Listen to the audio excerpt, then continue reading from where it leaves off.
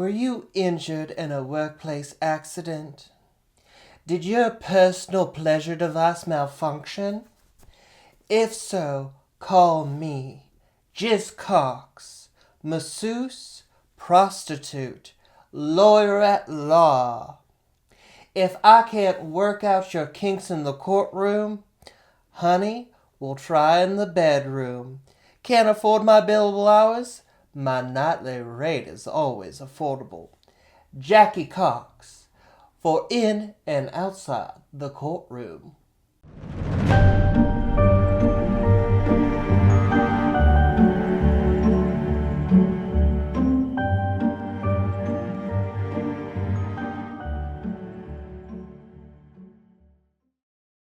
And welcome back to another episode of Crypts and Corks. I'm DJ, your host, and also Banksy, but don't tell anyone.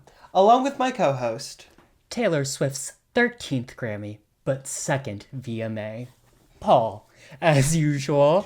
Does she have 13 Grammys? Yeah, that's when she announced Tortured Poets Department is when she won that and everyone got really mad. Okay. Yeah. Were you going to ask me what Banksy was? Yeah, what's Banksy? You know, he's that artist who Oh, the graffiti artist? Yeah. Okay. And nobody knows who he is. Is he real though? Yeah. Oh, I thought that was on TV.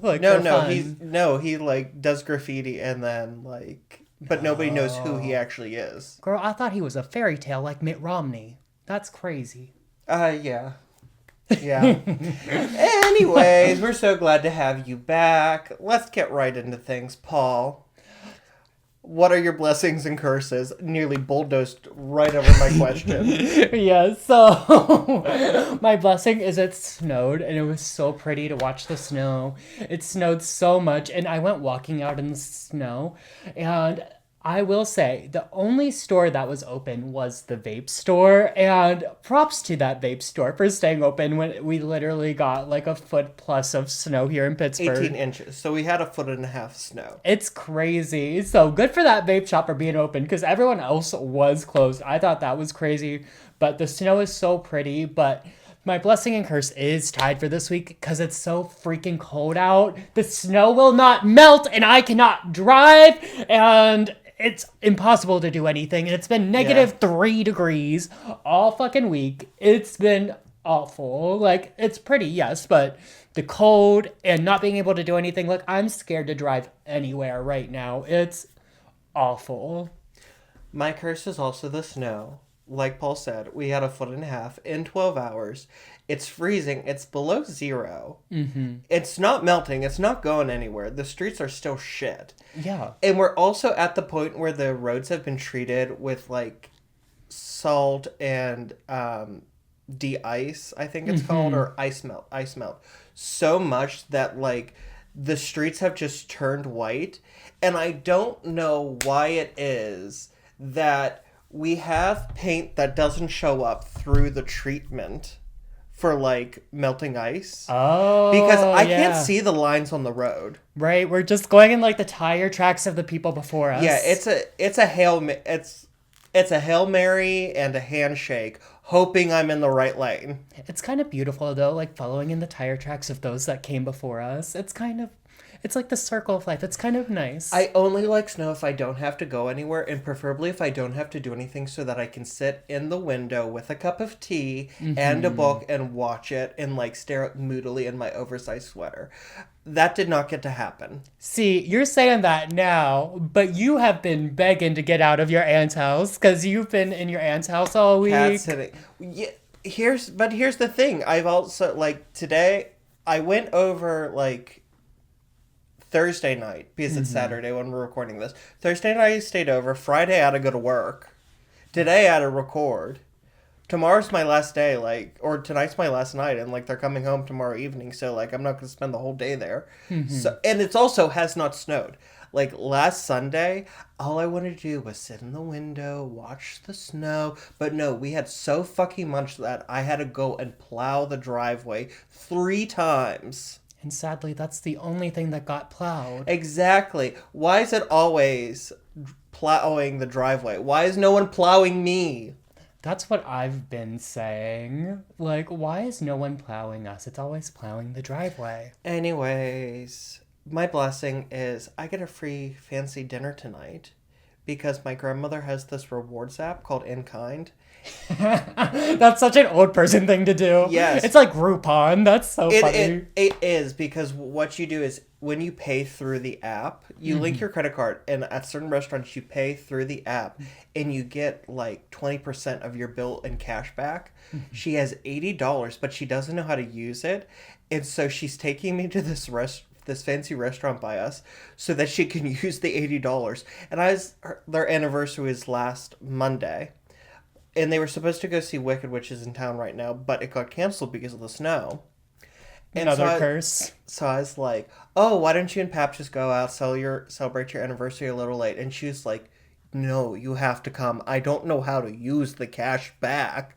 Oh my god. So I'm getting a free meal to show her how to use an app. So that's my blessing. Period. I'm so jealous. I wish I got a free meal tonight. I'm probably just going to get on the good old DoorDash, even though DoorDash is canceled. As we all know. Yes. But probably going to get on the DoorDash and get a little something. Just a little mbop for the girls. Well, maybe I still owe you your Christmas gift, which I'm taking Paul out for beef Wellington at a fancy restaurant because he wants to try it. Mm-hmm. So maybe we should do that next weekend. Maybe, yeah.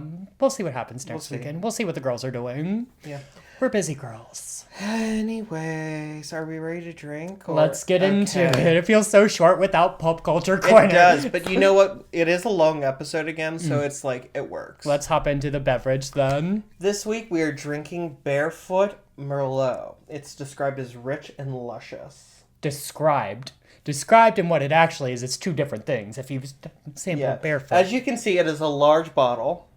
I got it from the economy section of the wine store. Period. We love that section. I love that. You can get a bottle like this from Sheetz for about $12. Mm-hmm. I love the ASMR of the nails. Love it. Thank you. This is not a cork, it's a crack.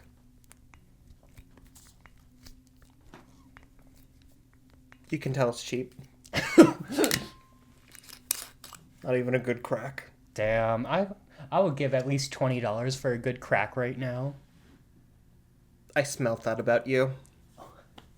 ASMR bar.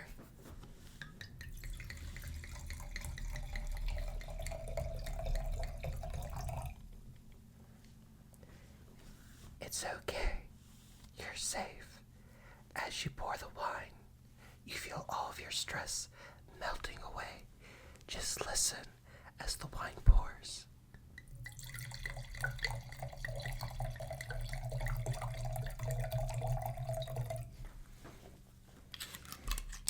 You're okay. Inhale the rich notes of cherry and chocolate. Is that all the description it had? No. Okay. You don't have to read the full description. Tasting notes are cherry and chocolate, a joy with spaghetti or s'mores. Between us, great with fast food, better with slow cooking, best with a long dessert. Period. You know it's a cheap wine when it says it goes well with fast food. It goes well with everything, because spaghetti and s'mores are two very different things. They are. So... And also, I'm not drinking. If I'm like doing s'mores, I'm either drunk off my mind or drinking a beer. That's tea. Okay. Cheers.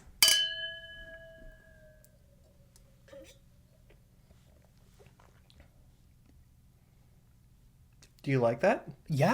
Oh my god. Barefoot. I thought you weren't going to like it because it's like a drier wine. Oh my god. That's really good. Okay. Barefoot wine has surprised me on this day up on this pod. 5 grapes. That's a good wine. I'm going to give it 4. It's good. It's not the best Merlot I've ever had. It's not the best, but like... You're giving it for the surprise. Kind of like last week when I gave them a whole extra point because it was expensive. That's a good wine. I would definitely get up in that wine. Y'all need to get up in this gig. It's and like I said, you can get that at the Sheetz. So if you can't make it to the liquor store, just go ahead on to the Sheetz. All right, now without a further ado, Paul, let me tell you a story. Let's get into it. Last week, we began Murder in Hollywood and discussed the life and brutal murder of film star Sharon Tate. This week, we continue Murder in Hollywood by looking into the man behind the murders. his family of followers, and his bizarre doomsday beliefs tied in with a wannabe rock and roll career. Let's get started in Murder in Hollywood, Part 2. Charlie Manson, his family, and Helter Skelter. Yes, let's get into it. And now, right off the bat here, I want to set the record straight for the people watching at home because I was confused for a very long time about this. That Marilyn Manson doesn't really have anything to do with Charles Manson. Yeah. Yeah, I had to Google that this week. I was like, I kept getting their names mixed up, but they are two very different people. They are. They're not related. No, they're not.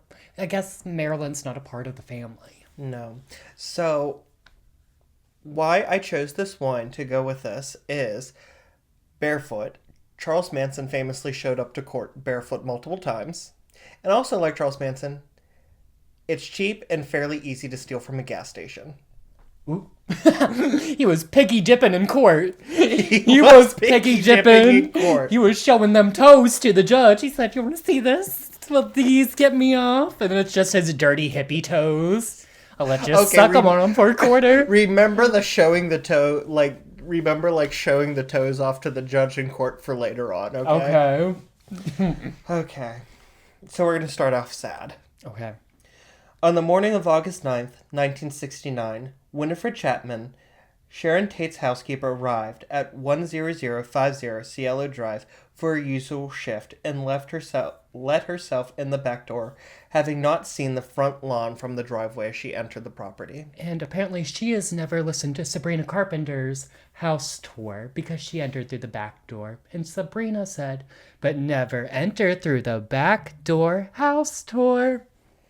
Now, is Sabrina Carpenter anti-anal? You heard it here first, folks. Sabrina Carpenter is, in fact, anti-anal. You're welcome. Being anti-anal is basically being homophobic. You heard it here. No, I'm just kidding. She's an ally. We value her. I think that one's gonna get us canceled. Whoops. JK, love you. No. Love you, Brina. Did she not see the pig in blood on the door? No, because she went to the back door. That was written on the front door. Mm. So the way the property was set up was the driveway went up and behind the house. Mm-hmm. And there was a parking area. Mm-hmm. And there were hedges along the driveway so you couldn't see the front yard. Mm-hmm. And so when she came in, she saw J. Sebring's car, Abigail Folger's car, and Stephen Parent's car where he was. But she kind of just saw it in the distance. She was walking on the wrong side to be able to see it. Mm-hmm. She just saw a car she didn't recognize. And she's walking away that she can't see over the hedge enough of the yard to see Frykowski and Folger's bodies. She always went to the back door. Sharon had, on the back porch, up in the rafters, she had a key hidden. Mm-hmm. Because 60s, like, everyone had a hidden key. And so Mrs. Chapman would show up. She would get the key. She would unlock the door, put the key back, and let herself in. Now, can I do a dramatic reenactment of when she entered the house very quick? No, I want to describe it a little bit more because I feel like you're going to mess it up. And then you can do it. So Give me 2 minutes. Okay. She put her purse down in the kitchen and went through the dining room and came to a halt in the entryway, which was covered in blood. Now you may do the dramatic reenactment. Here's a dramatic reenactment. Housekeeping, Miss Tate. I see that whore Miss Folger's here. Oh, God! Is that your Tate? Scene. Okay, not your best work. You're not getting the Oscar for that. I thought that scream was very believable. Okay. I'm going to be a star no matter what you say, DJ. So. Seeing more blood on the front porch, she fled back through the kitchen, out of the house, down the drive, and began running down Cielo Drive, screaming for help, knocking on doors at random, crying, "Murder! Bodies! Blood!" Gosh, what would you even do? Like, would you take her seriously, or would you think she was having a mental break?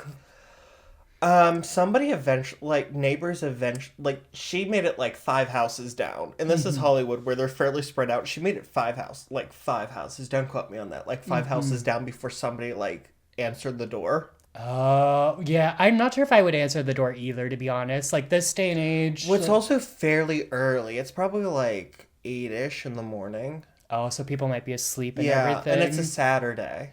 People are sleeping in and Yeah. everything. Okay, yeah. And it's Hollywood, so they're probably hungover. Exactly. So she's just like running, and finally somebody, like, she took refuge in a neighbor's house. The police came. She was so incoherent, like, all she could kept saying, like, she's babbling. She's like, blood, bodies, murder. Like, that's all she can get out. And, like, the police could only get her to calm down enough to get the address and how to operate the front gate because it was electric. Oh, okay, okay. So police arrived at the Tate Polanski estate to scenes of extreme carnage from the murders of Tate, her unborn baby, Sebring, Frykowski, Folger, and Stephen Parent. I can't even imagine, like, going up on that, like, crime scene, though. Just, like, all the blood and just, like, I mean, let alone them being super famous people. Like, I don't know how, like, crime scene people do it. Like, we talk about all sorts of, like, dark shit on the pod, but I don't know how And they here's do the it. thing, this is the 60s. There is no true crime. Right. Like, the closest thing you have is like a Sherlock Holmes black and white movie. Right. Forensic Files hasn't been invented yet, probably. Exactly, where like before that, like, murder was a shadow of a knife on the wall. Ooh. Soon all of Hollywood would wake up to the news of the bright young star and her friend's murders. Meanwhile, just 25 minutes outside of Los Angeles, and the police swarming over Cielo Drive, the perpetrators sought refuge in their home at Spawn Ranch as their leader considered his next move. The man we now know as Charles Manson was born as simply Manson. In 1934, to a 15-year-old prostitute, Ada Kathleen Maddox, in Kentucky. And when you say he was just born Manson, you're not lying, because he was, like, called No Name. Like, his Yes. mother, like, said No But Name. no on them. name. Like, just... So, I know because we're doing the same source, which is Last podcast. Yeah. Which that came out about 10 years ago. Oh, yeah. Probably a long time So ago. actually, just last year in 2025, the county where he's born actually released his birth certificate online. Oh, really? Yes, so he wasn't listed as no name because in the last podcast they said that he was listed as no name Maddox. He was actually just listed as Manson. Okay. Full name okay. Manson. And you said they just released the birth certificate in 2025. Yes. Okay. So they did great research. It was just They didn't have the full information exactly. yet. And now it's really funny because like Ada was like Manson loved his mother and never said she was a prostitute. But he was like, yeah, my mother, she was a friend of many men, but she wasn't no prostitute. The way I'd be that kind of mom. Right? I'd be a friend of many, many men.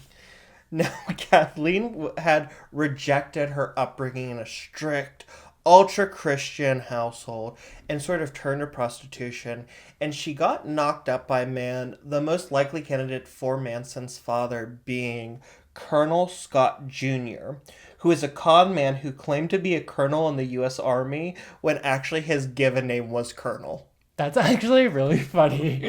So he was telling Ada, like, yeah, I'm a colonel in the army, and, like, I'm big, I got medals and shit. And so she was like, cha-ching, this is my way out.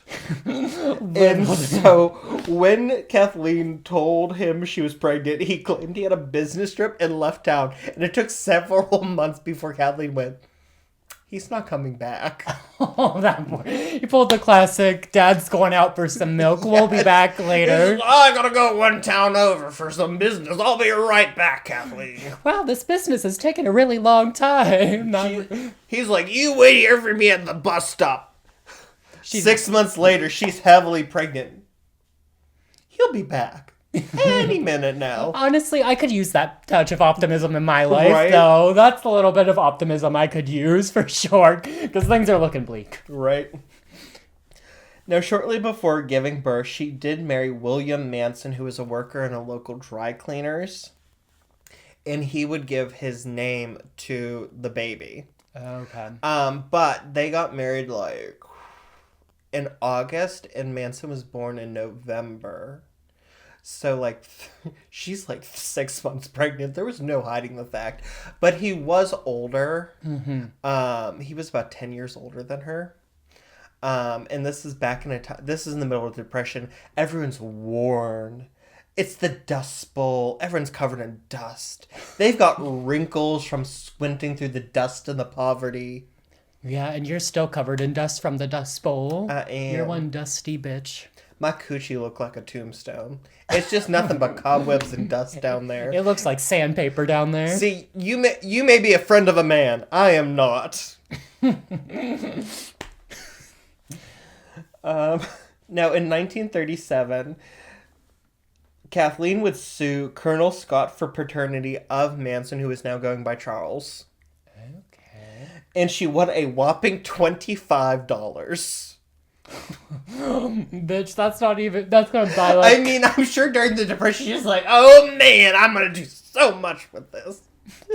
But that same year, William Manson divorced her for gross neglect of duty because she would rather go out and carouse and pick up men and sleep with them for money and binge drink in the local bar than be his wife. Damn, well, how awful was he? What was he doing? Okay, let's be real. He's putting all the blame on her, but I think there might have been blame to share. Well, Kathleen, this was very common. Kathleen would leave Charlie with babysitters, and when she couldn't find babysitters, she'd take him to the bar, and once when she had no money, she traded her son with the bartender for a pitcher of beer. It was days. It was like 2 days, and her brother came and got the kid. Okay. Could you just imagine? He's just like, Mama, Mama. And the bartender's like, will you shut up? I'm trying to pour a beer here. Girl, see, that is neglect, but I also too relate, because I've been trying to sell you for a pitcher of beer for a long time. I'm worth at least 2. Girl, yeah, so I guess I have to up my ante a little bit. Yeah, no, she does sound like she was a pretty awful mother, probably. Yeah. All jokes aside, she was probably a really awful mom. Oh, yeah, and it just gets worse. In 1939, she was arrested for armed robbery and sentenced to 5 years in prison, and her son was sent to live with her sister and her brother-in-law in West Virginia. He hated this time. He described it as the worst time in his entire life because his aunt and uncle were very strict. They were that ultra-Christian. They forced him to go to church, which he hated, but he did love the singing. And his grandmother was like, Charlie hated church, but then the music was started. He started singing, and I just knew he was possessed by the Holy Spirit. Came down into his little body and came out in the form of song. See, I get that, though, because the best part of church, objectively, is the singing. Singing is the funnest part of church.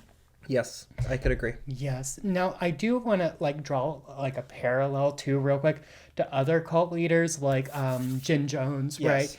It's interesting that Manson didn't like church, where Jim Jones did like church. Yeah. But here's so, another parallel. Neither one of them liked church itself. Mm-hmm. They liked an aspect of the church. Jim Jones liked the power of the preacher, which he later took on. And Charles Manson liked the singing, which would carry him through the rest of his life. Oh, okay. Interesting. Yes. Interesting. His uncle would routinely beat him. Charlie was apparently a very sensitive kid. And once, when Charlie didn't want to go to school, his uncle said, if you're going to act like a little girl, I'm going to dress you like a little girl. Dressed him up in a girl's dress and sent him to school like that. And I bet he got bullied mercilessly for that shit. That's actually really awful. His mother was released early on parole, and that, Charlie claimed, was the best day in his entire life. I mean, it's still his mom. No matter what she's done to them at that point, you can't help but love your mother. He loved his mother for the rest of his life. Right. Relatable. Now, just because she was now had a record and, had been in jail for a number of years, didn't mean that she was going to amend her ways. And actually, one night she got into a drunken fight with a man and broke a whiskey bottle on his head, at which point her and Charlie just left town. Girl.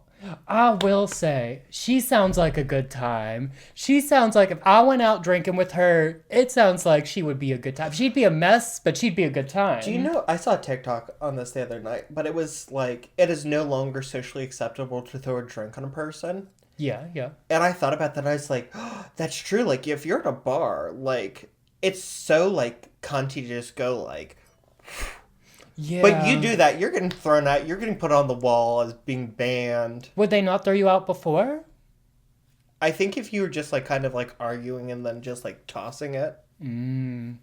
Yeah, no. That's giving, like, Real Housewives. Because I've only ever really seen that done on the Real Housewives. That's why it's no longer socially acceptable. Unless you're a rich white lady on the television. Because they just do it for the gag. Mm-hmm. It's not organic. We've done it a couple of times on the channel for a bit, yeah. Exactly, it's a bit. That's why it's no longer socially acceptable. And wine does burn ice, so if you're like out and you're about to get mugged and you got that wine in your hand, go for the ice. Do it. So they eventually ended up in Indianapolis, and things did not go any better as Kathleen continues to binge drink and whore herself out for money. Meanwhile, sorry, she said, "You want this house tour? I could show you the first, second, third floor." Sorry, I'm obsessed with that song right now. I'll stop with the house tour. She's just like, pitcher of beer. I wish that showed on camera. Oh shit. DJ. Pitcher of beer. I nearly knocked the entire chair. I showed my feet. I'm gonna end up on Wiki Feet now. It's Wikipedia. Wikipedia on my Get back. it right. I hope I get a good rating. I trimmed my tonenails today. Gross. I didn't even know that. Meanwhile, while his mother is like being a whole ass well, she's being a friend of man. Charlie escaping school to roam the streets being a pickpocket. He is a Victorian chimney sweep. He is a Victorian street urchin. The only way he could get any more chimney sweep-esque is if, in a food line, he went, "Could I have some more, please, sir?" Oh my gosh. I love that he's a little miscreant right off the bat. He's stealing And he always got caught. That's the thing. He wasn't good. He said, "Hee!" Wait, no. Never mind. I can't do a prepubescent voice. Oh no. Just did the Charlie Manson like, because he got us in like this when he dies. Oh my gosh. Okay, so Kathleen was not vibing with Charlie because she couldn't get a man to stay around for more than a couple nights because they all said that he was creepy. So when he was 13, Kathleen went to court to have Charlie taken out of her custody as she no longer wanted to take care of him so she could get a man instead. Could you imagine? You have to disown your child, like give up custody of your child because he's messing with your prostitution business? Your Honor, I can no longer care for this here child. He is messing with my business. Mama, don't say that. Mama, I just want to love you. Come on, I'll pick extra pockets for you. Like, when he pulls his pants out, I'll just grab his wallet. Like, then he doesn't even have to pay you for sticking it in. Come on, Mama. I hope the people at home could understand that, because I could barely understand that, and I do not... That's the point. I do not doubt that that's actually how he talked. That is, haven't you ever heard, like, one of his interviews? No. Okay. So, the courts did grant her request, took him out of her custody, and sent him to the Gibalt School for Boys, which was an ultra-strict boys' school run by Catholic priests. Where they were so strict that, like, if you, like, broke the tip off your pencil in class, they would beat you for it. Yeah, I bet the creepy pickpocket really thrived in there. Oh, he so thrived in there. He so thrived that within months, he ran away to his mother who had moved back to West Virginia to get away from him.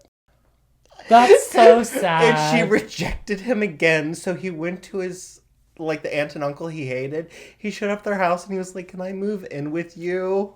And he did manage to spend Christmas with them, at which point his mother figured out where he went. And so she got him and she turned him in, and I'm sure she did it for a reward. Girl. Like, I don't think she did it, like, out of the goodness of her heart. She definitely did it, like, the courts gave custody to that school. I'm sure I can get a reward if I take you back. Girl. Well, I guess West Virginia mountain mama didn't take him home. Mama, please don't leave me. I love you so much. I know you're a friend of a man, but come on, I can help you. Did you get the reference? Yes. It's a song. West Virginia mountain mama, Everyone knows take the me song, home. Paul. You didn't laugh, so I had to explain it. Because I was laughing in my head. That was a good reference. It was a good I'm proud of that one. That one, it's all up here, guys. I promise. But your voice was funny too. I will give you your props as well. Even though I didn't laugh audibly, I laughed spiritually. I'm glad. Manson did run away from Gabalt again and subsequently ran to Indianapolis, where he lived on the streets, once again becoming a pickpocket and routinely getting picked up for stealing cars. See, Indianapolis is probably the last big city I would go to. Like New York, San Francisco, Chicago. Now, Not Chicago, he but... grew up... So he lived in that little corner. Like, he was born in Ohio, but his family was from Kentucky, but he lived in West Virginia. You know that corner where all three of them meet? Mm-hmm. So that's where his family was. And so, to him, Indianapolis was the big city. And the whole reason why him and his mother moved there was because it was, you can attract a lot less attention for doing crime in the big city. Indianapolis is what Pittsburgh is to me. Like, his Indianapolis is my Pittsburgh. It's my big city. That's crazy. Mama, I just want to go to the Big Apple, Indianapolis, and I can get away with so much shit. You sound like that kid from the Wild Thornberries. That's what it sounds like. And actually, I'm going to do a Charlie Manson quote. You're not going to know one, but I'm just going to make gibberish. Now, when he was in Indianapolis, he tried to get honest work as a messenger for the Western Union Telegraph Company, but soon slipped back into committing theft to get by and was soon sent to a juvenile facility in Nebraska, where he and another boy escaped within days, was again caught, and sent to the Indiana Boys School. Like I said, he's not a criminal mastermind. Right, it's just one juvie after another, girl. Now, this is where his life really turned for the worst. Here he was routinely beaten and raped by the other students, sometimes, all the time with the teacher's knowledge, sometimes with their encouragement. He attempted to escape 18 times before successfully fleeing and stealing a car and driving across state lines, which is a federal felony. Damn, he really took that. If you don't first succeed, try again to heart. Right. 18 times is crazy. I would have stopped after 6. Right. And he was sent, after being caught for this federal felony, was sent to the National Training School for Boys in Washington, D.C., where they tested him. You know what? I will take that back, though, because I do get why he tried to escape so many times after all the raping. Mm-hmm. And if you do more research, it really was an awful place. It was. Like, he was, like, so traumatized. And, but yeah. Sorry, I didn't mean to interrupt. That no, you're fine. You're fine. Head. At the National Training School for Boys in D.C., he was tested and found to be totally illiterate because he skipped school so much, but had an higher than average IQ of 109, but was deemed aggressively antisocial. And when I say antisocial, I mean he didn't like to be around people, but he had an antisocial disorder, meaning that he had no concept of the well-being or the feelings of other people. To him, other people were inanimate objects for his pleasure.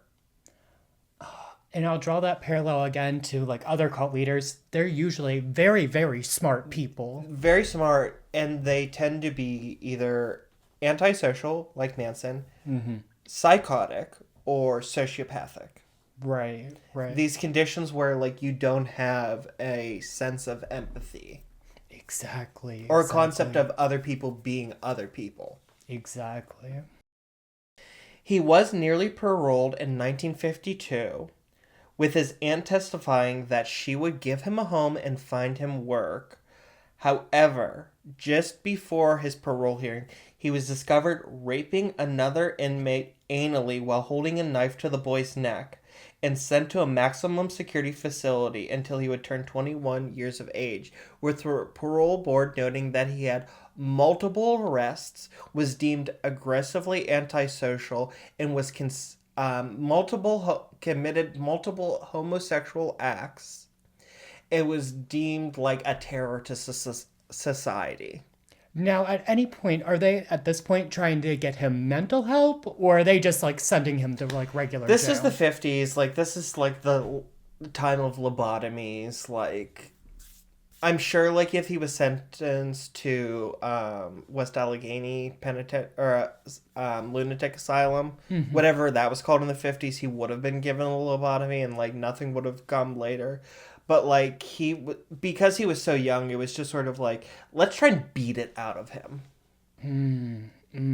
Yeah, I think maybe a little mental help, a little therapy would help him grow. Is, like, he's doing this terrible stuff, but also like he's a model prisoner at the same time. Like, he's behaving well. He, much like other serial killers, he responded really well to the routine.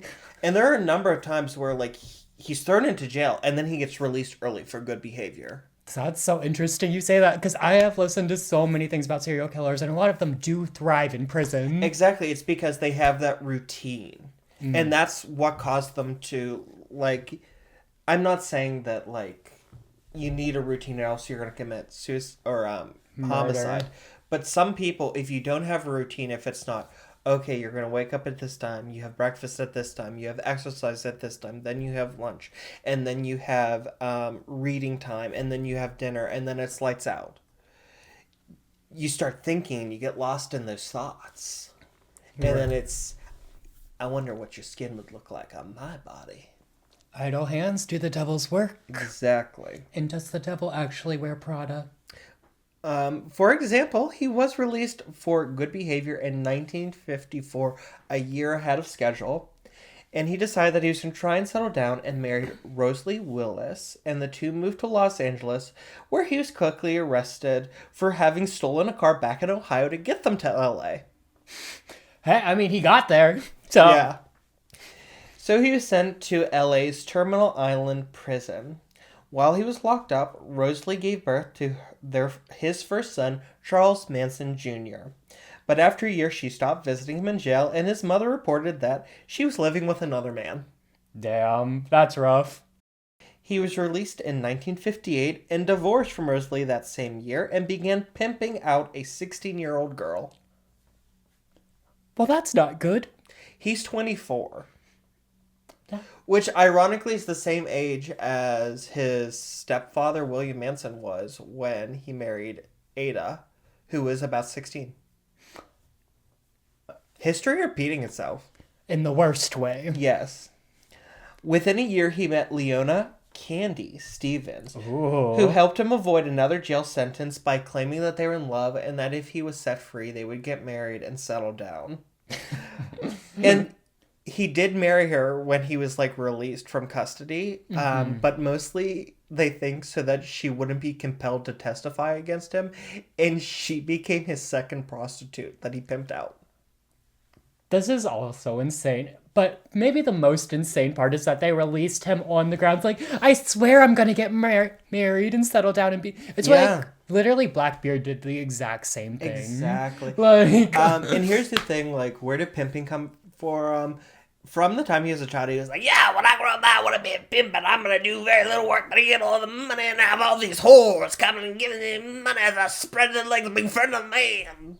Say what you want, but he is following his dream. He really did follow his dream. Yeah, too bad his dream was prostitution. Now, I will also caveat real quick before you continue that we do not look down on sex workers here at Crypts and Corks, LLC at law. Pimps, however, we do look down upon. Yes. Independent sex workers, good for you. That's called being an entrepreneur. Yes, good for you. In 1960, so 2 years, so he never makes it very long, he was arrested on charges of violating the Mann Act, which means he was moving people across state lines for prostitution. I've violated a few Mann Acts, if you know what I'm saying. I wish a man would violate my act. Me too. You're a little uptight. Like, no, I'm kidding. You're not uptight. In addition to fraud when he forged a U.S. Treasury check and tried to cash it, and for violating his probation. Jesus. And he was sent to McNeil Island Corrections Facility in Washington State. While in there, he first learned to play guitar and began songwriting, and even managed to get the contact information of her producer from another inmate. So while he was at McNeil, he knew Danny Trejo, the actor. Don't know that person. I'm going to show you a picture. Know her. You're going to know him as soon as I show you this picture. Maybe I do know her. Oh, Machete. Yes. Yes, Machete. Yes. They knew one another, and they like had participated in something together, like classes or something together while there. He kind of looks like he'd be friends with Manson. That's awful. Here's actually like a really cool guy. Yeah, he was. He was on Drag Race once. Yes. He's like a really cool guy. But I was like, there's no way he knew Manson. And then I realized like most of the movies I know him from are from like the early 2000s when we were kids. And I went, oh, he probably did know Manson. I just was like, he's not old enough. And then I was like, oh. He's old. Girl. He's old. I'm old. In 1966, he was sent back to Terminal Island to prepare for an early release the following year. And he asked prison officials to not release him, as prison was the only true home he had ever known, having spent over half of his 32 years in detention facilities, but was denied. Well, I get it too. Like, he's spent, like, it costs money to have him in prison. Yeah. So, like, they were probably looking at that too. Like, well, we can't keep you here for nothing. And this is, like, at the time where, like, there were a lot of prisons in the country that were, like, so run down, and they were, like, trying to close them. And, like, consolidate. And so it's just, like... Now, honestly, he probably should have stayed in prison, for sure. He honestly should have. But he was released in 1967, and he started going by the name Charles Willis Manson. And he was released and quickly moved from Los Angeles to San Francisco, which would have been a probation violation, except as soon as he got to San Francisco, he did call the local probation office and was given a new probation officer there. Hey, I mean, he was responsible about it. He moved and he let them know, like... And so remember that, like, he's being responsible, he's taking action.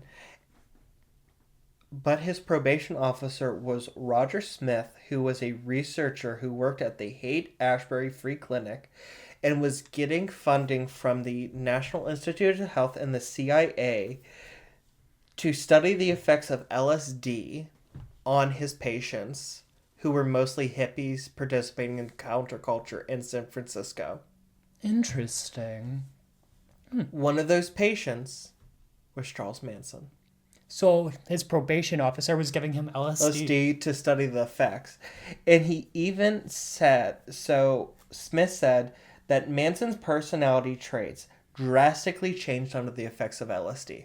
Right. His brain probably looked like Wendy's chili after taking that shit. Truly. Like... But you have to stop and wonder, like, that he's, like, being responsible.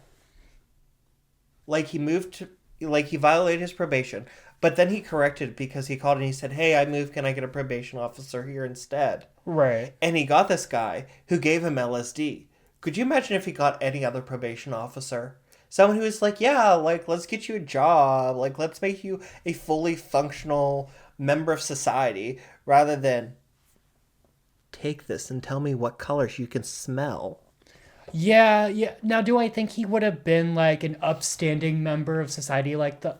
best person in the world still, but do I think LSD hastened it? Like, yeah. What came next? Definitely. For sure. That makes sense. So, under the effects of LSD, Manson soon became influenced by the counterculture in the city. Remember, this is like hippie era. This is like nearly the summer of love. Ooh. Along with... with... my shirt a little bit. Please cover up. Please cover it up. Please put it... No, put it away. Put it away. Thank you. Right. You're not paying for that yet, so maybe one day we'll make a Patreon and I'll unbutton it a little bit for the girls. No. So he's influenced by the counterculture in the city, the music of the Beatles, science fiction knowledge, Scientology, which he had studied while in prison, and other cults he encountered, and he soon described himself as a guru and began to preach.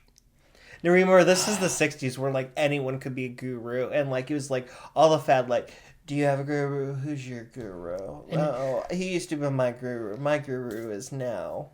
And it's always the worst person you've ever met that claims they're a guru. And a lot of them, like, did sexually assault people. Yes. Like, a lot of them were the worst people you ever met. Yeah, living in the community, I came across a few of those people. Exactly. Now, he began recruiting young followers, mostly women, and mostly people that he could easily manipulate.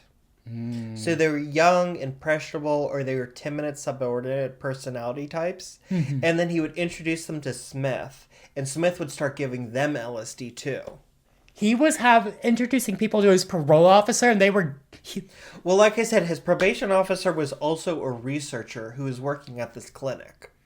So the researcher, well, his probation officer, who was also a researcher, do you think he was giving them the LSD on his off time when he wasn't working as the probation officer? No, like he had federal grants from the National Institute of Health, and it is believed that he was also, like, being paid by the CIA to see, like, if LSD could be used for, like, spying and espionage. So it's all intertwined. It's all intertwined. And so it's like, where are we going to get test subjects? Let's use the hippies. We all hate them anyways. They're taking LSD anyway. They're always, like, on some sort of drugs. Well, they were, like, smoking marijuana. It's like, let's tell them, like, it's this great groovy psychedelic drug. Yeah, and then here we are today. Yeah. So among his followers, so around this time, he got his core group of followers, which included Mary, Mother Mary, Bruner, a Berkeley graduate student, Lynette Squeaky Frome, a runaway, Charles Tex Watson, Susan Sadie Atkins, Patricia Fat Patty Kerwinkle. Girl, poor Fat Patty. Oh my god. So, okay, apparently Fat Patty was a larger woman. Apparently she was a little hairy. She smelled a little bit. And, like, she didn't even need the LSD. Charles Manson had sex with her and went, "You are so beautiful." And she wept and said, "I've never felt love until this moment." No, you and I both know her voice probably didn't sound like that. Hang on. "I never felt love until this moment." Her throat sounds like it's just coated with mayo.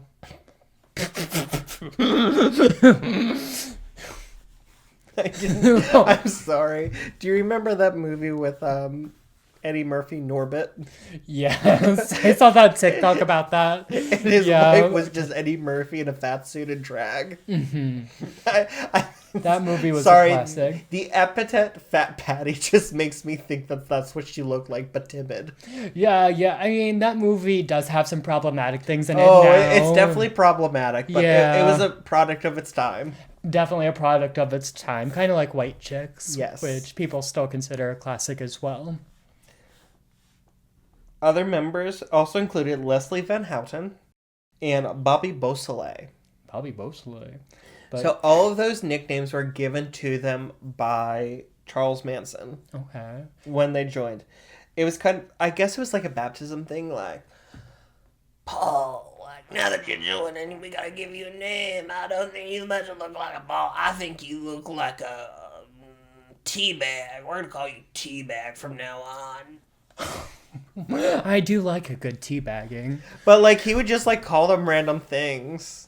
Like Fat Patty. Now, on a serious note, a nickname does make one feel cooler. Like, when I was in the fraternity, when I was in the frat, right, we would give each other nicknames, and it made you feel like a part of it. It made you feel cool. And nicknames make you feel, like, cool.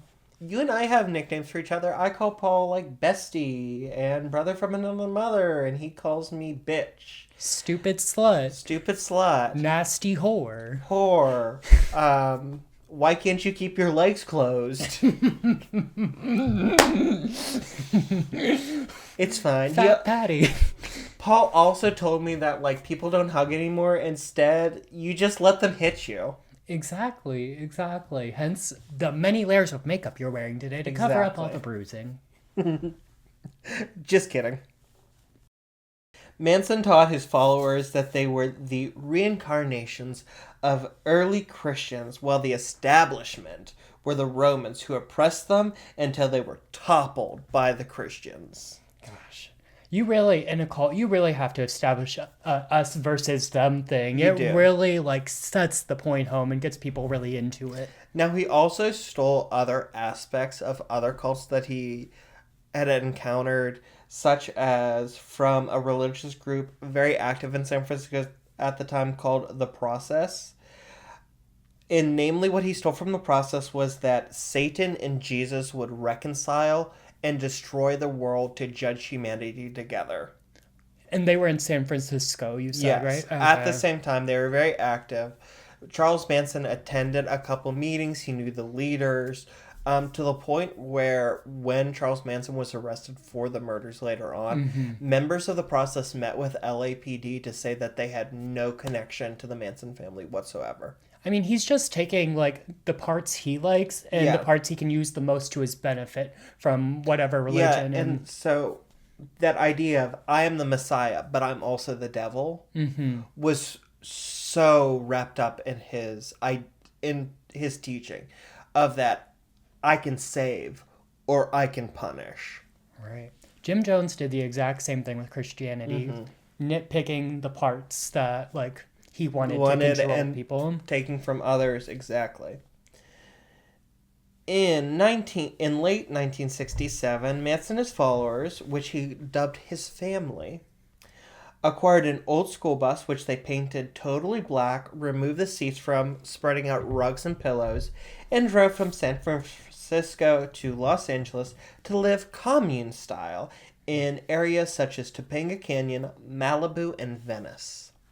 You know, we're going to have to do, not like an episode, but like a debate maybe on Twinks and Drinks about like the benefits and takebacks of living commune style, because I've done it for a little bit, and there are some benefits, but there's also a lot. Not a lot, but there are some takebacks, and that's something I would like to discuss at some point. We'll discuss that on the Twinks and Drinks for this episode, so tune in next Sunday. Period, yes. The family spent their days like living in abandoned mansions or tents or the school bus, doing drugs, having sex, listening to Manson play music or preach, and either dumpster diving for food or hitchhiking along the Sunset Strip in an effort to find a famous musician for Manson to pitch his music to. Yeah, they really, a lot was riding on Manson's music in that cult. Like, they were all like, Manson's going to make it big, and everything's going to be great. Spread his music, his message, and like, it was all about his music at this point. They were really banking on him making it big.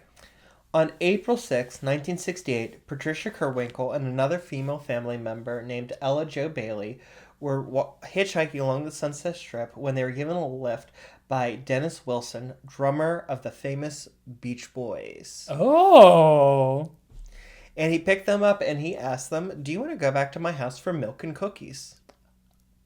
He didn't ask them to come back for milk and cookies like they're 12. He asked them if they wanted to come back to his house for milk and cookies, which you think is an innuendo, but they went to his mansion on Sunset Boulevard, and he actually served them milk and cookies. Girl, I thought that would be like code for drugs or something. Or sex.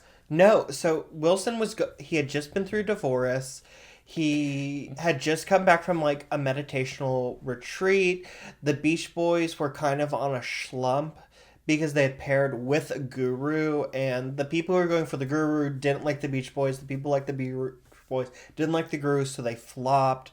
Wilson, two other members of the Beach Boys were his brothers, Brian and Carl, and he felt like his brothers, like, the Beach Boys was their baby, and he had all this money because of his brothers, and he was just kind of like, he hadn't earned the money. So he's at this crossroads in his life where he was genuinely just trying to do a nice thing. And he was kind of lonely. Like, he met these girls, they were vibing, they said, "Oh, we have a guru, we call him Charlie, he plays music for us." And so he's like, "Come back for milk and cookies." Like, just to talk to them because he was lonely. Oh, poor guy. Could you imagine? You're like above the age of 10 and you're still trying to make friends with milk and cookies. Yeah. And so he brought them back and they talked, and then he was like, hey, like, I gotta go to a recording studio, but it was really nice meeting you.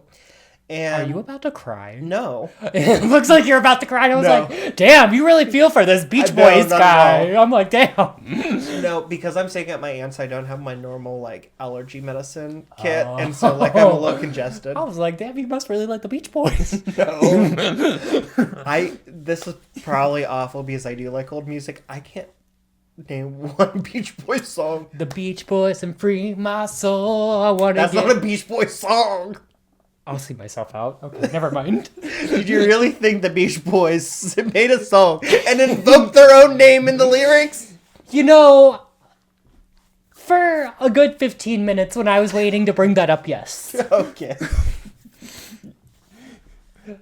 So he showed them out and he left. And when he came home, he returned after dark to find all the lights in his house on and this random black school bus in his driveway. He walked inside and he found the entire Manson family. So this is mostly girls like between the ages of like 15 up. So there's some like kids there. Mm-hmm. And they're just like walking around like definitely braless. Some of them topless, some of them pantsless. And they're all like surrounding Manson, who's playing the guitar. And he looks up and he sees Dennis Wilson. And he gets up and he crosses the room to him. And Wilson says, "Are you going to hurt me?" Well, yeah. And Manson kneels down, kisses his feet, and looks up and goes, "Do I look like I'm going to hurt you, brother?" That is like a scene out of a movie. That Right? is so insane. So that's another like Messiah thing. So like Jesus washing the feet of the apostles. Manson would do this to people to show like how humble he was. Like, yeah, I'm the Messiah, but look, like I'm like you. I am bowing to you. I'm a servant too. Exactly. And they got to talking, and they became friends, and Wilson just agreed to let the Manson family live in his mansion. And he really respected Manson. He called him the Wizard. Manson would play music with, like, both for him and, like, with him. Like, they'd just be, like, out by the pool. All the girls in the Manson family are basically servants, and they're just, like, playing music, and then Charlie's like, "Sonny, give me a Heineken. Give me a Heineken. Out of the pot. Like, give me the Heineken." I'm sorry, what? Give me a Heineken. Sadie, give me a Heineken. A beer. Okay, a beer, yes. Now, I will say, I do kind of get it, because, like, Manson, he brought good vibes. He brought hot girls, I imagine, besides Fat Patty. Who was also called Hairy Patty. Who was also called Smelly Patty. Like, she did not have nice nicknames. Yeah, and I imagine he had, like, connects for drugs, too. Like, I imagine, like, there was some real benefits for Wilson to keep him around. So I do kind of get it. And also, like, a black bus, that's pretty fucking metal. That's cool. Right? He was a subscriber of Transcendental Meditation, which was the same thing that George and Kathleen Lutz did. And he was a friend and student of the guru Maharishi, who created Transcendental Meditation. That was the guru who the Beach Boys paired with, and it didn't go well. Okay. So I think Wilson kind of saw, like, this is the guy, this is the guru I need to follow. This is a guy who's going to fit in with the Beach Boys in that aspect. He plays guitar, and he's a hippie, and he's got a lot of hair. Makes sense. And for 6 months, he let them live in his mansion. He fed them, he clothed them, he cared for them. Many of them had STIs that he had treated. They had lice that he got treated. Sadie Atkins, like, all of her teeth were rotting. He paid for her dental work. That's crazy. I didn't know all that. That's so wild. I didn't know the Beach Boys were so intertwined with the Manson family. Oh my god, it was so... And, like, Wilson would, like, take him to parties. He took him to a party at Terry Melcher's Terry Melcher was a huge music executive. He found the Byrds. He was the daughter of Doris Day, who was America's sweetheart in the 50s. And he took him to parties at Melcher's house. Melcher was living with his then girlfriend, Candice Bergen, who is another up-and-coming actress. Like, they were the it couple of Hollywood. And they lived up in Benedict Canyon at 10050 Cielo Drive. And Wilson would, like, take him to parties and be like, Terry, you need to hear, like, my friend Charlie. He's a wizard. Ooh, so the foreshadowing of that address. Ooh, okay. But... Oh, and so his brother Brian, another Beach Boy, had an in-home music studio. Dennis would take him over to Brian's and be like, yeah, record music. Like, we're going to create a demo. We're going to get you out there. That's so crazy. I didn't know that. That's so crazy. Like 6 months. Like, he's like, yeah, let's do this. But after 6 months, Dennis started to pull back. Manson's starting to use acid a lot more, and Dennis isn't really comfortable with this. And also, Manson's starting to talk more and more about the doomsday and the coming apocalypse in his preaching. It's not like, good vibes, free love. It's like, raise the Lord, devil, skeleton, blah, blah, blah, blah. Yeah, that tends to be a running thing with, like, free love friends and friends who use drugs a lot. It's really cool until it's not. And I think the drugs alter your brain chemistry, and if you use them too much, no longer does it fight the darkness gets in and gets amplified. I'm just talking just in general, too. Take it as a warning. Your friends who are cool and do drugs and shit, it's cool until it's not. But it's even like, so you and I have both, like, experienced it when we've had drinks and we're sitting around and everything's great and we're dancing and we're talking. And then there comes a point in the night after a certain number of drinks where we put the sad music on. We start talking about being single. We listen to Taylor Swift's All Too Well, Taylor's version, the 10-minute version, the short film. From the vault. On repeat. From the vault. On repeat. We're watching it for like an hour straight. That's 6 times. Yeah. And the wines start tasting like calling your ex is a good idea. No. So there comes a point in substance usage where things take a dark turn. Very that. He also was getting tired of paying for the Manson's family's expenses. They were also stealing stuff from his house. Like, he'd come down and there'd go Sadie Atkins and she's carrying a priceless Ming vase out the door. And it's like, where are you going with that? I'm going to hawk it for drugs. Yeah. And members of his family destroyed 2 of his luxury cars.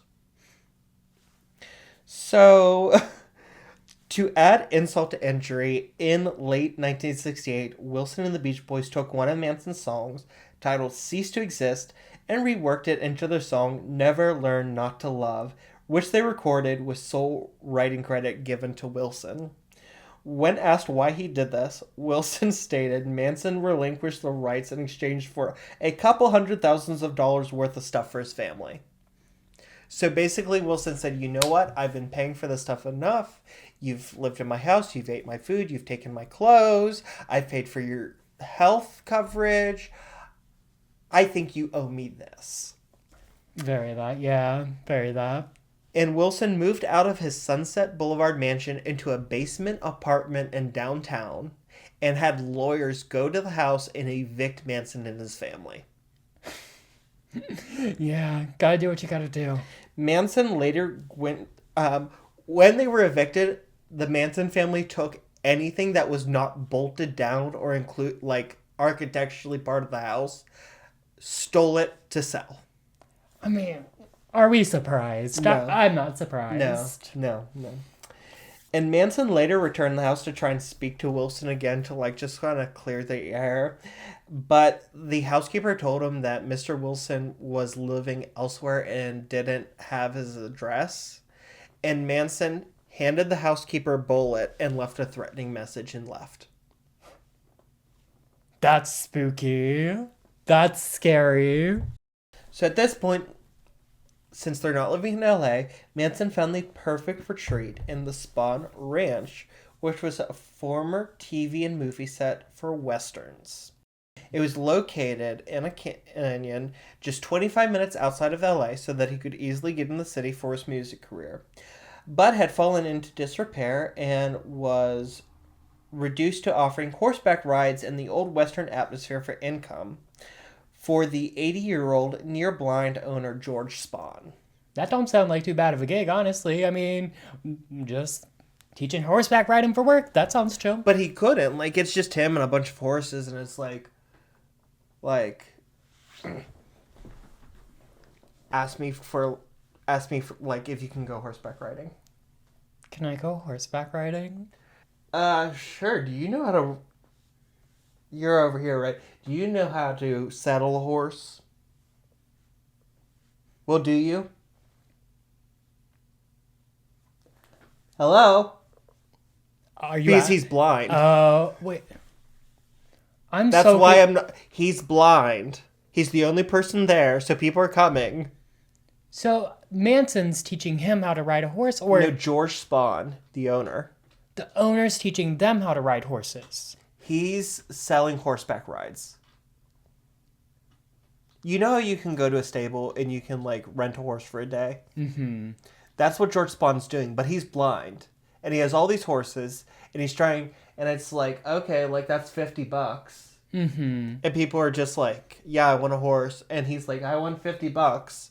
But he's blind, and so they probably are handing him 20. So how is this benefiting the Manson family? Because they moved in. And they said, we'll take care of the horses, we'll run the business for you, if you let us live in your place, and we'll throw in a couple of our girls. Okay, that makes sense now. And now they have, like, free lodging. Okay, period. That makes sense. And I'm sure it's like...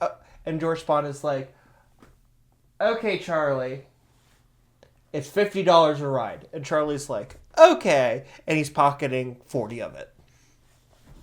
That makes sense.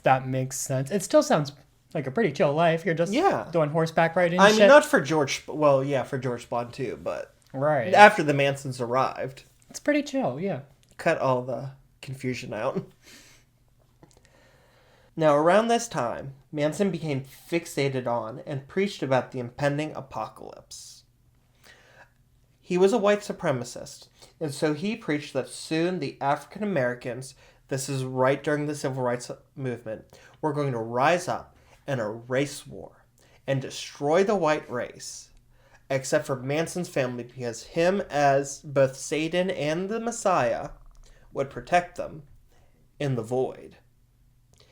And after the African Americans destroyed the white race, they would be unable to govern themselves because they're too stupid.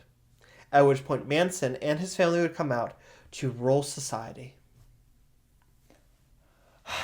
Again, drawing the parallels. So many cults do the apocalypse thing where it's like, this is the end days and we gotta hide Only and I prepare can ourselves save you, and blah, and, blah, like, blah. And with, like, Martin Luther King and the March on Washington, the Selma March, like, he's just... And all of his followers are white. He's just, like, probably, like, doing those deeply ingrained fears within themselves. Mm-hmm. And it was just really disgusting.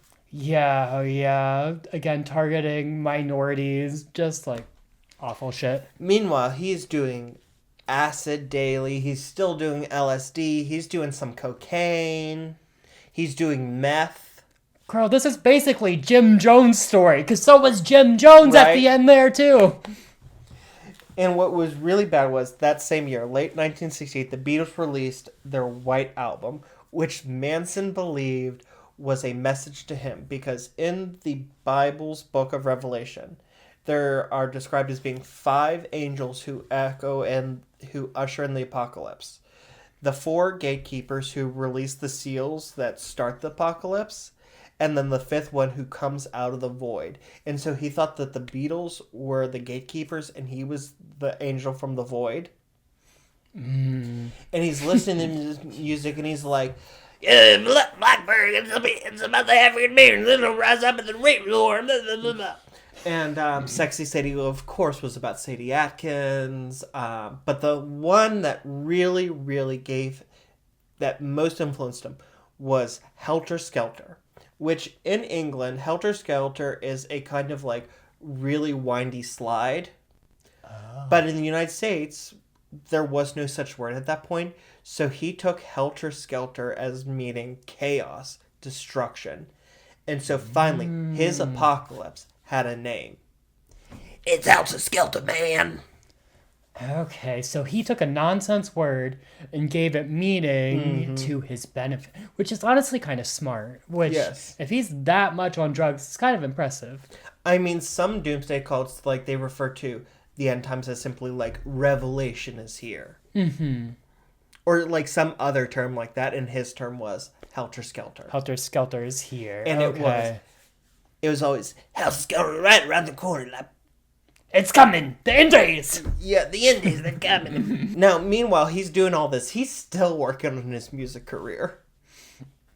I mean, like I said before, they were really banking on him making it big. Kind of like we're really banking on TikTok giving us the shot. Charlie's going to make it big. He's going to become a rock star. He's going to spread his message. And we're going to get money to buy the supplies we need for Helter Skelter. Mm-hmm.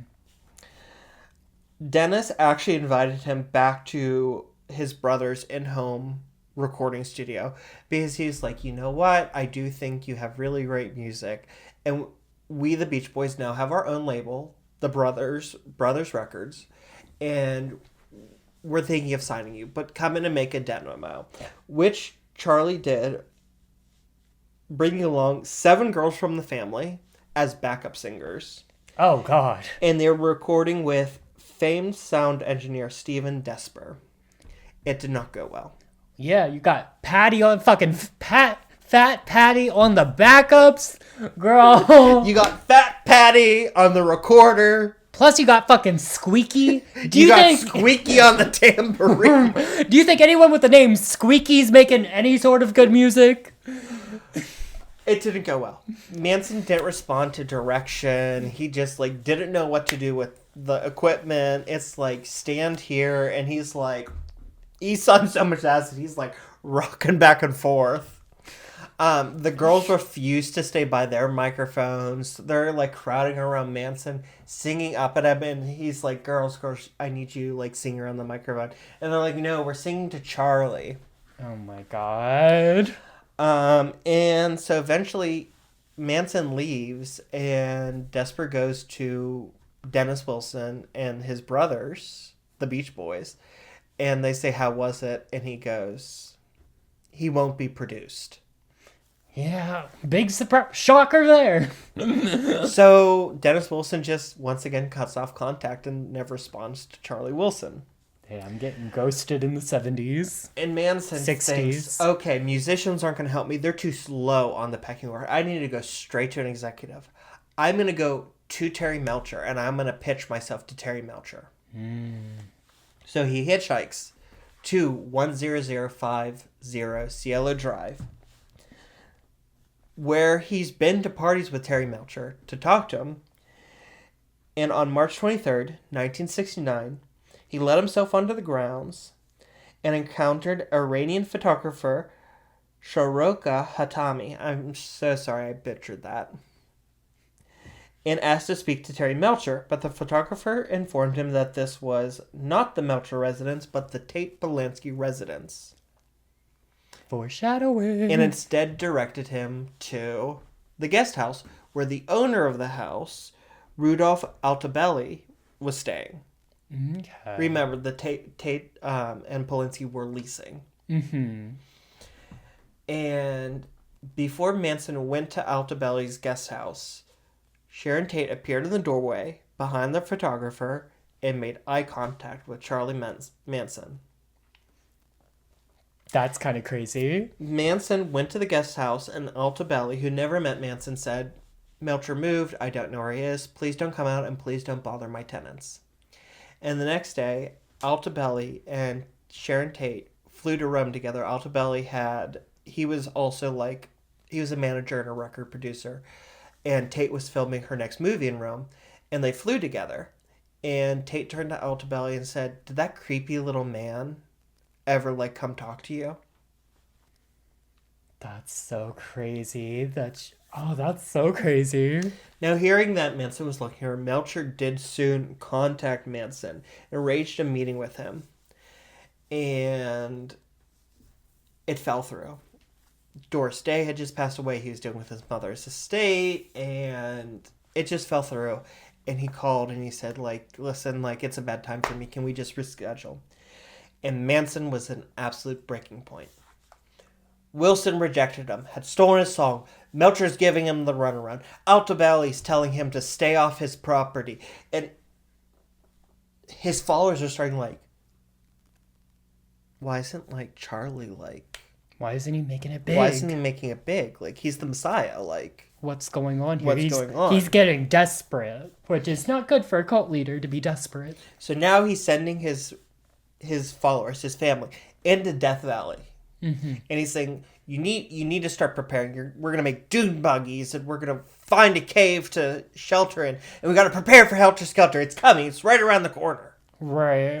Which, honestly, the worst place to go to for survival. Like, damn, at least go into the forest or something where it's not literally Death desert. Valley called Death Valley. Now, meanwhile, Tex Watson, who's been a member of the family, like, since the beginning, he's a core member. Now, the family also were, like, experimenting with other herbs, like psychedelic herbs, like shrooms, peyote, belladonna. At one point, they made belladonna tea from belladonna root. Now, apparently one sip of belladonna tea is enough to, like, send you on a bad trip. Tex Watson, as they're boiling the root to make the tea, he grabbed the root out and bit into it like an apple.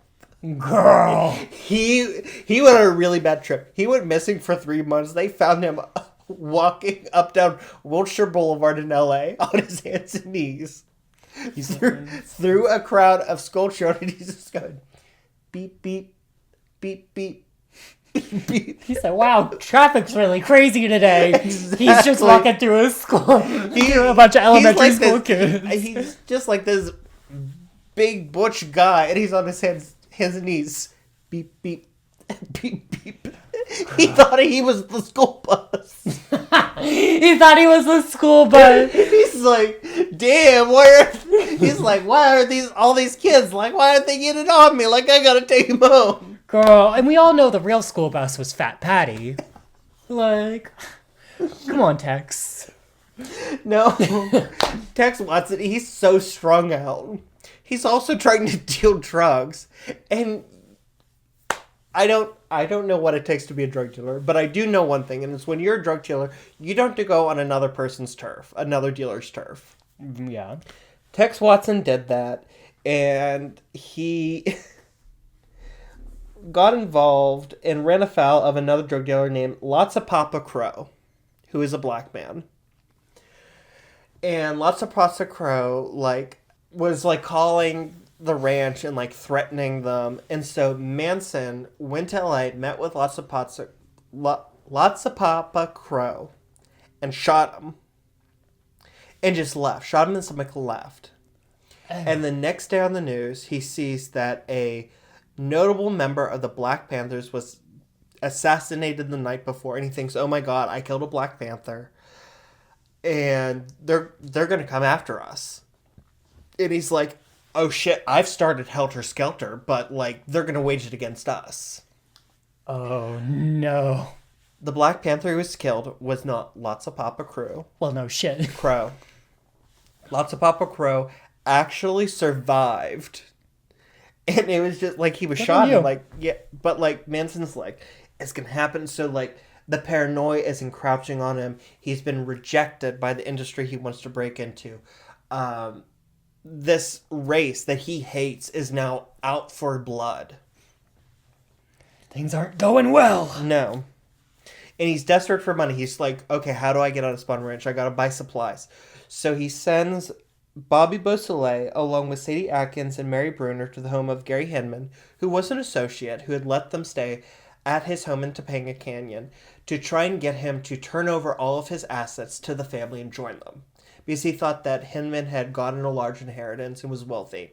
To do so, Watson, Atkins, and Bruner held Hinman hostage for 3 days in his home. At which point, Manson showed up, asked for the money, and Hinman's like, I don't have any money. Like, you can... He was a pacifist, he was a Buddhist, and he was like, you can take whatever you want. Mm. Manson sliced his face with a sword and cut off part of his ear, and then ordered Watson to kill him, Mm-hmm. which Watson did.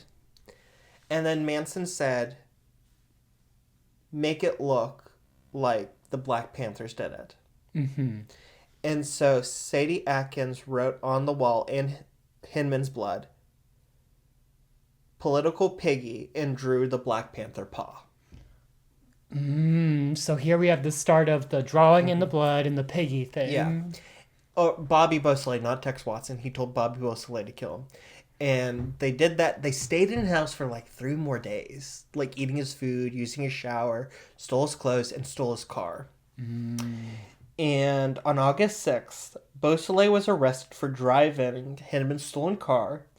And the police quickly found the knife used in the murder in the car and arrested him in connection with the murder. On the afternoon of August 8th, 2 female members of the family were arrested for shopping with stolen credit cards. And this is the moment when Manson snapped. He later said that with his family being taken away from him by the piggies, he decided that he was going to usher in Helter Skelter himself. He sent Tex Watson, Sadie Atkins, Patty Kerwinkle, and Linda Kasabian, a new member of the family, and the only one with a driver's license, to commit vicious, bloody murder. He told them to go and destroy everybody they found. When asked where, Manson said the home of someone important, like Terry Melcher's old house on Cielo Drive. And we all know who was there. The murderous gang left Spawn Ranch on Manson's orders, and the last thing he said was, leave a sign, something witchy.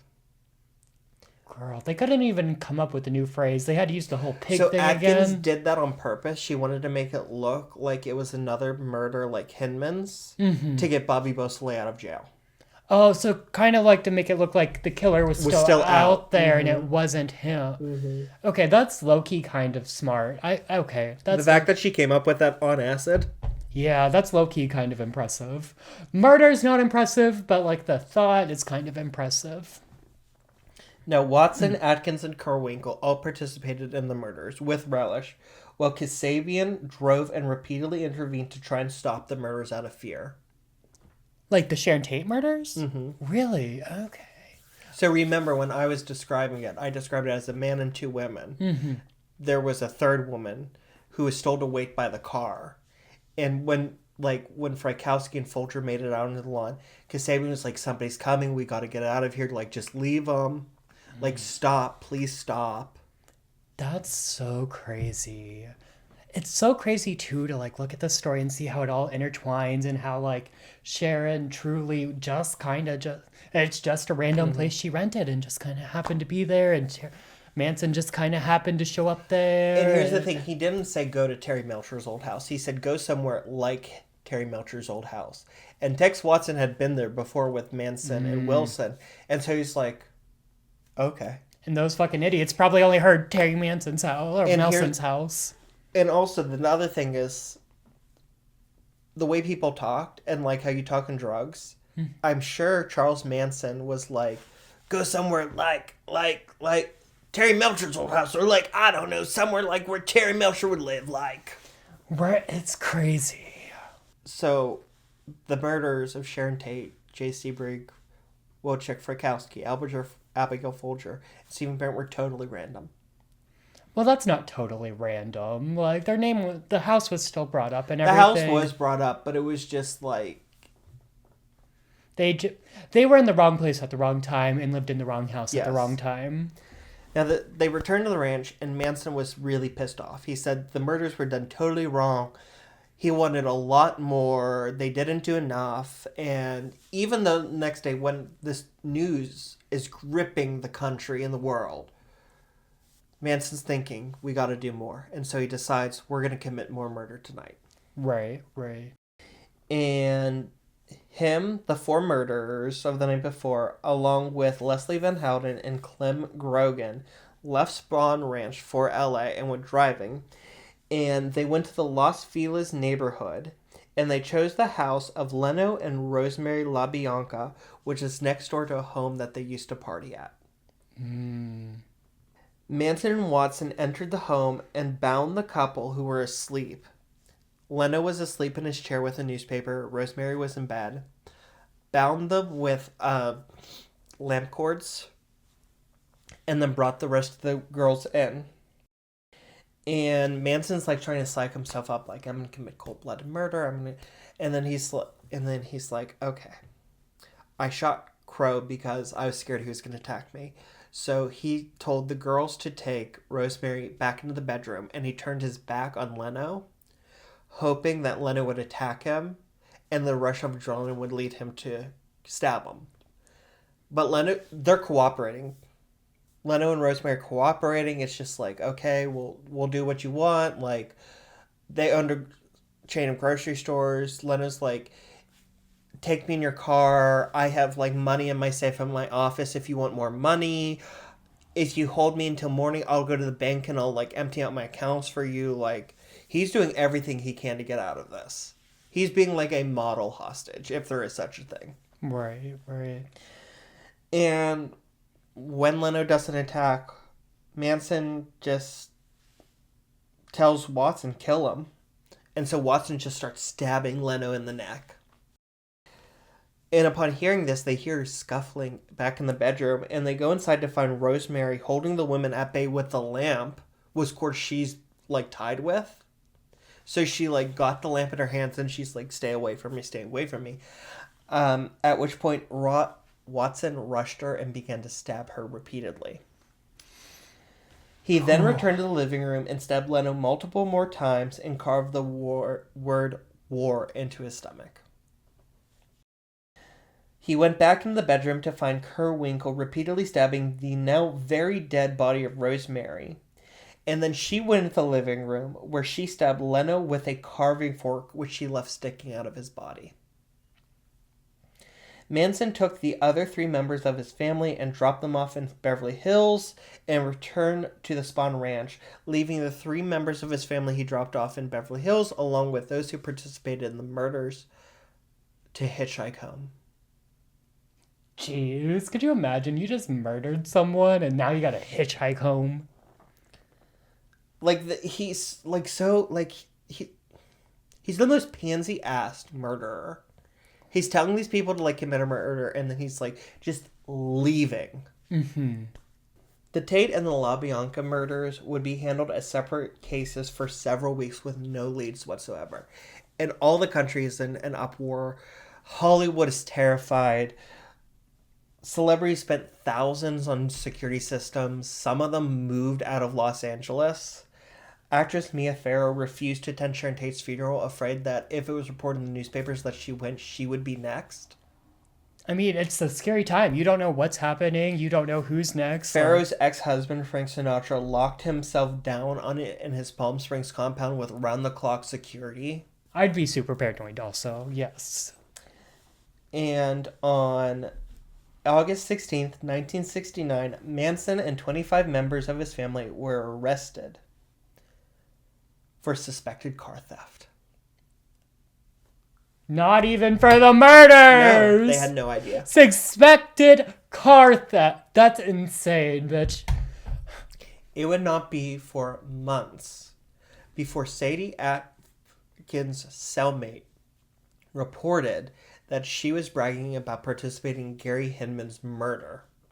Jesus Christ. At which point, Sadie Atkins was booked for Hinman's murder, and she was sent to another women's prison. And while there, she bragged to 2 cellmates that she was the woman who killed Sharon Tate. Girl. See, that's the problem. These whores just can't keep their mouths shut in jail. If you don't commit murder, but if you're going to commit murder and have accomplices, make sure they're people who can keep a fucking secret. On June 15th, 1970, Manson, Watson, Atkins, Kerwinkle, and Kasabian stood for trial for 7 counts of murder, and Van Houten, who had only participated in the LaBianca murders, for 2. So, wait, that was a quick jump. So the one girl just confessed to the murder of Sharon Tate, And that's when everything fell into place. and then did she throw the other members of the family under the bus? Or, oh, okay. She threw them under the bus, okay. Yeah, it was just like, yeah, so she was very vocal about, like, she did it, and Tex Watson was there, and Patricia Kerwinkle, and Kasabian, and they did it for Charlie. And then when the police came in, she, like, shut up, and, like, Watson quickly folded, and he was like, yeah, Manson just, like, fucked my brain up. I mean, she probably fucked her own brain up too with all the drugs and shit. So... They got Wendy's chili brain. Truly. So Atkins and Manson were already in jail. Mm-hmm. And I think one other of them, Kasabian surrendered herself on December 2nd, the day after an arrest warrant went out for her. Mm-hmm. And Watson and Van Houten and Kerwinkle were arrested elsewhere. Oh, okay. I got you. So, the main witness in the trial for the prosecution was Kasabian, who was given immunity for her testimony and because she was not actively involved in the murders whatsoever. Okay. I can live with that. Not ideal, but I can live with it.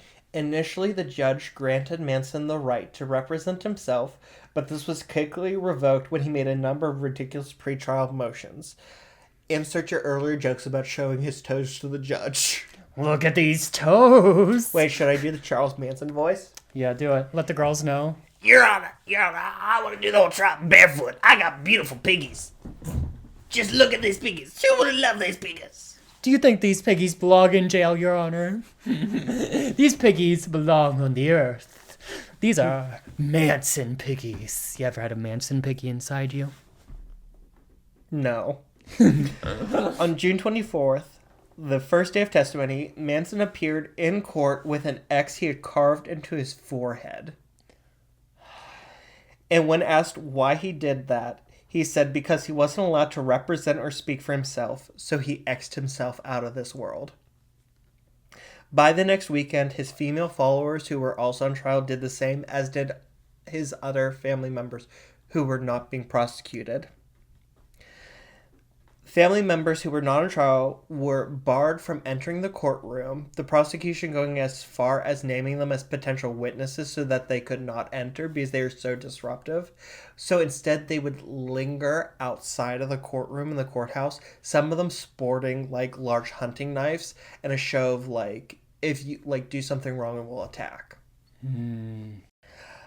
Others tried to dissuade witnesses from testifying. 2 witnesses were threatened. And former family member Barbara Hoyt was set to testify that Atkins described the murders to her, and family member Ruth Ann Morehouse took her to Hawaii and gave her an LSD-laced hamburger and left her on the street hoping she would die. Girl, that's the craziest, most hippie way to, like, try and murder someone.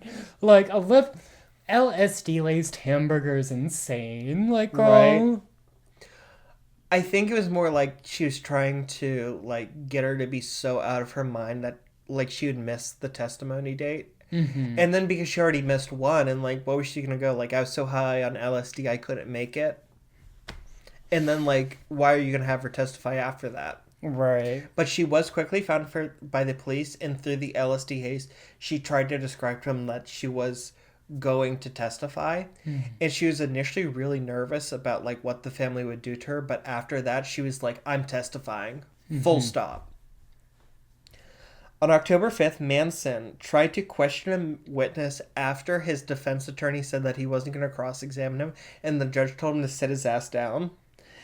And so Manson leapt over the defense table and ran to attack the judge before the bailiff stopped him, as Atkins, Kerwinkle, and Van Houten stood and started to chant in Latin. I don't like that. The judge spent the rest of the trial with a gun hidden in his robes for his own safety, and he decided that if Manson tried to attack him again, he was just going to shoot him in the courtroom. This is also insane. On January 21st, 1971, Manson, Watson, and Atkins and Kerwinkle and Van Houten were all found guilty by a jury of their peers. On April 19th, the four were sentenced to death. Oh. I didn't realize they got the death penalty. They did. But in 1972, just a year later, California's death penalty was ruled unconstitutional and their death sentences were overturned.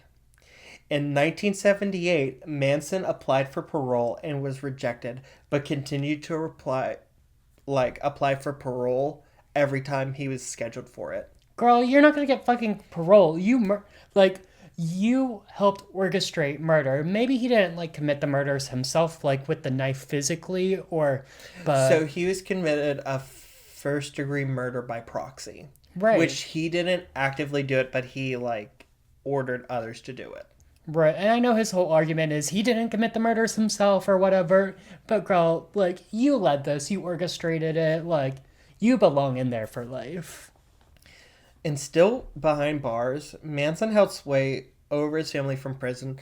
If you go on their Wikipedia page, there is a list of close to 20 names of people suspected to have been killed by the Manson family for Charlie, because they talked badly about him or spoke badly about his beliefs.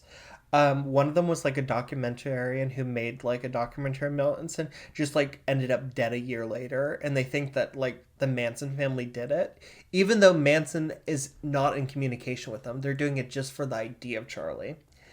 And on September 5th, 1975, Squeaky Fromme attempted to assassinate Gerald Ford, the president of the United States, and spent the next 34 years in prison, and she would repeatedly try to escape to get closer to Charlie. Because she was being held in West Virginia, he was in California. Girl, that's why these ideas are so dangerous. Right. Even when he's in prison, these people still have these ideas in their brain. They're still brainwashed, and they're still trying to do evil shit. And it didn't help that he gave multiple interviews through the 80s and 90s, which were televised. So his family members are watching this.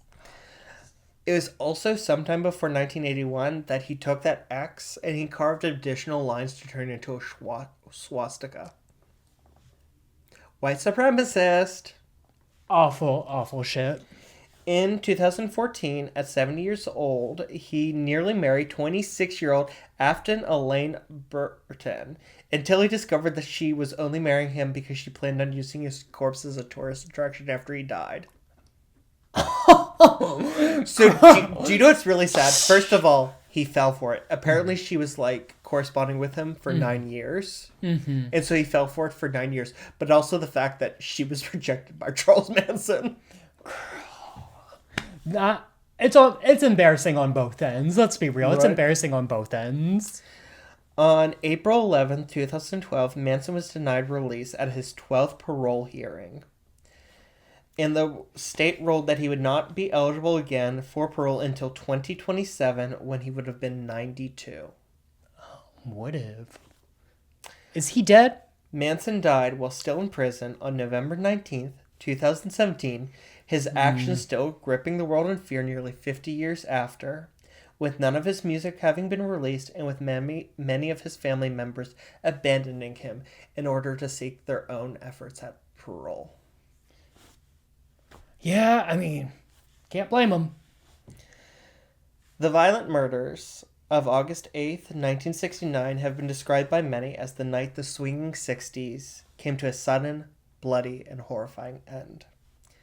It was a decade marked by the assassinations of JFK, his brother RFK, civil rights leaders such as Martin Luther King Jr. and Malcolm X, by the revolutionary music of the Beatles and the Byrds, by the counterculture of the Flower Children and the Hippies, the Summer of Love, and by the horrors of the Vietnam War, which all culminated in this one final orgasm of horror. Tate and her friends would be slandered for decades after their death, accused of wild sex orgies, debauched drug parties, and even participating in satanic practices based on misinformation released about the crime scene. The silent majority of Middle America broke their silence and rejected the hippies and flower children, having always been fearful of them, and with their worst fears now fully realized by Charlie Manson and his family of hippies, and ushered in an era returning to the conservatism of Richard Nixon, the striking down of the Equal Rights Amendment for equal treatment of women, the pro-life movement, and the rise of the radical right Christian movement, which still controls politics in this country to this day. Do you have any thoughts on that? So, was the point of that paragraph tying the death of Sharon Tate to the conservatism in America today? Yes. Period. Okay. So, my main takeaways from this series is it really pisses me off when such dipshitted people, such awful people, and when stupid fucking people take the lives of people who are like lights in this world and do amazing things because they have dumbass ideas in their head and they're under some spell or something. And that's what happened here. These people had dipshit ideas in their head. Like I keep saying, their brains were literally Wendy's chili. Their brains were fried by drugs and stuff. And they took the lives of some of the brightest people in this world, and they made lives, like, put fear into the hearts of other people. And so often we see that where it is the dumbest members of society who can snuffle out the brightest lights. And the story, I think, also is another comment, which we've talked about before when we did Jim Jones, a comment on cults and not to get wrapped up in, if someone says the apocalypse is coming, it's not. No. Don't get wrapped up in any. Don't listen. Especially if they bring up like a race war or like any sort of dumb shit like that. Do not come. Do not come. Do not do that. Like, and just the impacts of these crazy, insane ideas that like normal people like us would look at and laugh, but we have to take like people so seriously when they come at you with these crazy ideas, because they can think it's real and they can do crazy shit because of it. Right. Now, there is no happy ending to this story. Exactly. But there is a little bit of light in the darkness. So, after Sharon Tate was murdered, her mother, Doris, who adored her, battled depression for over a decade. But in 1982, she snapped herself out of it when she heard that Leslie Van Houten, one of the Manson family members, had collected 900 signatures on a petition for her to be released on parole. And so Doris started campaigning and gathered a petition with 350,000 signatures to keep Leslie Van Houten in prison. And she spent the rest of her life making sure that no member of the Manson family would be released. Period. She also turned her life into a life of advocacy for victims' rights and was instrumental in the passage of the Victims' Rights Bill, which allowed victim impact statements to be presented at the sentencing of violent criminals. She was the first Californian to deliver one of these at the parole hearing of one of her daughter's murderers. And in 1984, she famously confronted Tex Watson at his parole hearing, saying, "What mercy, sir, did you show my daughter when she was begging for her life? What mercy did you show my daughter when she said, 'Give me 2 weeks to have my baby, and then you can kill me'? When will Sharon come up for parole? When will these 7 victims and possibly more walk out of their graves if you get paroled? You cannot be trusted." In 1992, for her efforts on the advocacy of victims' rights, she was awarded by President George H.W. Bush for her work as part of his 1,000 Points of Life volunteerism initiative, but would die later that year of complications of a brain tumor, is buried beside Sharon and her unborn son, posthumously named Paul Richard Polanski. Period. She wrote herself back in the narrative, and we love that. Not to quote Hamilton, but... I really like... One of my big sources for this was Greg King's book, Sharon Tate and the Manson Murders. I think I'm probably getting that wrong. But he said that Sharon Tate's true legacy isn't her TV work, it's not her films, and it's definitely not her murder. It's the fact that because of her murder, her family stepped up to allow victims and their families to have a voice. Period. And the whole point of this series was to go beyond Sharon Tate being a victim and to remind people that she was a person. Yes, and a great person, one of the best people, and we'll remember her and what she could have been and take all the lessons from this series. I already said my bit, so I won't get on my soapbox again. But so now that we're done with this series, I would like to dedicate this series to Sharon and Doris Tate. To Sharon and Doris. May they rest in power and pride. Period. And with that, we'd love to hear your thoughts. Please like, subscribe, and follow wherever you're listening. Leave a comment below to connect with us on all of our social media. And if you have a personal story, please be sure to email us. Paul, where can they find you? You can find me at my personal Instagram and TikTok at Paul Ember, Paulember. And as usual, it's not delivery. It's DiGiorno. And if you'd like to follow me, you can do so on TikTok and on Instagram at The Real Deech Powers. Until the next time, keep your crypts tight. And your corks loose. Bye.